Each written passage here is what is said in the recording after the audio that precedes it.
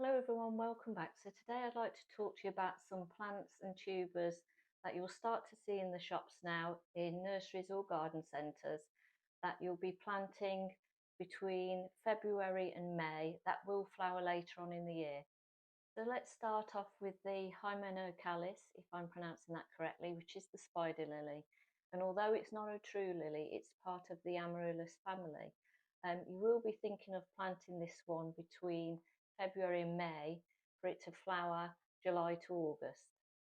So this is a variety that I'm planting myself this year, so I have got some bulbs to show you. So they are quite a decent sized bulb, probably around the same size or a little bit bigger than a tulip bulb, and you will need to plant them with the neck and the shoulders above soil level.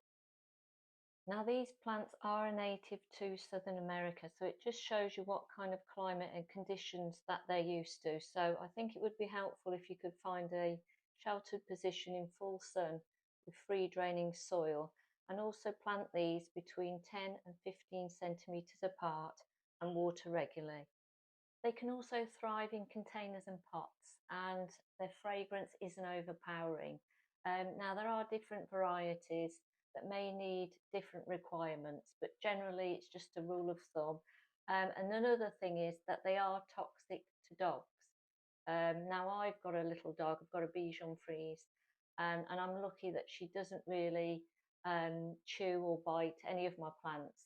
And I do have few varieties of plants in my garden that are toxic. So it just depends. Be careful if you do have pets. With any plant, you need to research and find out whether they're going to be harmful or not. And the next one on the list is bleeding heart. So you'll want to plant these in early spring after the dangers of frost passes, and they will flower between April and June. Now you can propagate these plants. You can use root cuttings or start by seed. I've got two plants in my garden, and one of them I think I'm going to dig it up and divide it. And I think as long as you've got enough stems and roots in each divide, it should take. So you can divide it probably 3 times if you've got a decent sized clump. So I'm going to cut mine and hopefully put another one in a pot. And also another thing to remember is if you are planting this plant in a pot, you'll need to find a pot that's 12 inches high by 12 inches wide, because it will need enough chance to grow. It will also grow nicely between 2 to 3 feet high and wide. Mine that I've got them in slightly the wrong position in the garden, because when they first start to grow, they grow lovely, lush and green. But if they have too much direct sun, it does make the plant's foliage go a bit yellowy. So just be careful where you're planting it and what will happen to it. But the flower stems usually have between 8 and 12 flowers on. They're really pretty, and they're supposed to be quite fragrant. Although I've never smelt them myself, I will try and smell them this year though. But it's not a plant that you can walk past and suddenly smell it. I never smell it that way. Now also the plant will rebloom later on in the year. Um, not as much as when it first blooms at the beginning. Um, it will bloom, but you will never see as many flowers the second time as you do the first. But if you do want to leave the flowers on, they will go to seed, and you can also trim back the foliage when it starts to grow ugly.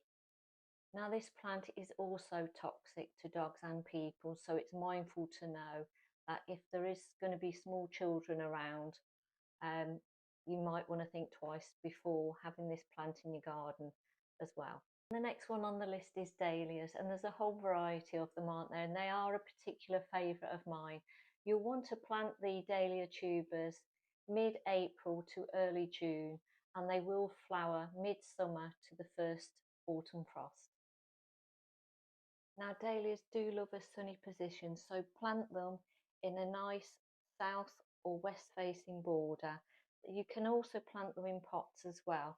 You've no need to stake them if they're under 2 feet tall, but taller varieties, especially those with large flowers, perform better with support.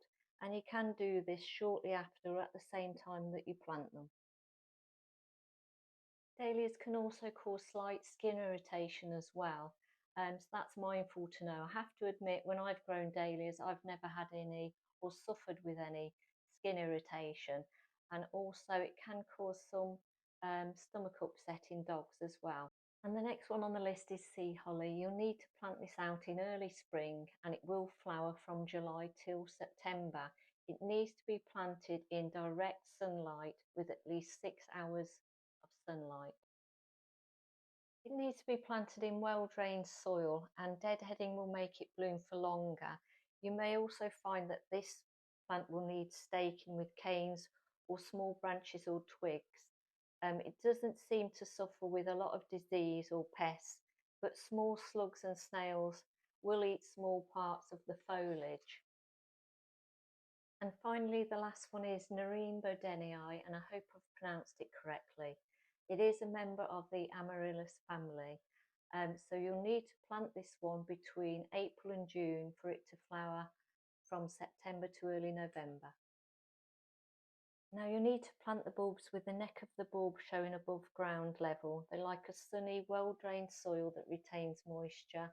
And the flower stems can grow between 12 inches to 20 inches tall, and they will flower for up to a couple of weeks. They don't like to be overshadowed by other plants, and if they're in pots, they don't like to be overcrowded. So if you find the bulbs are getting overcrowded in the pots, you will need to dig out clumps of them. Otherwise, they'll grow green leaves, but they won't grow flowers.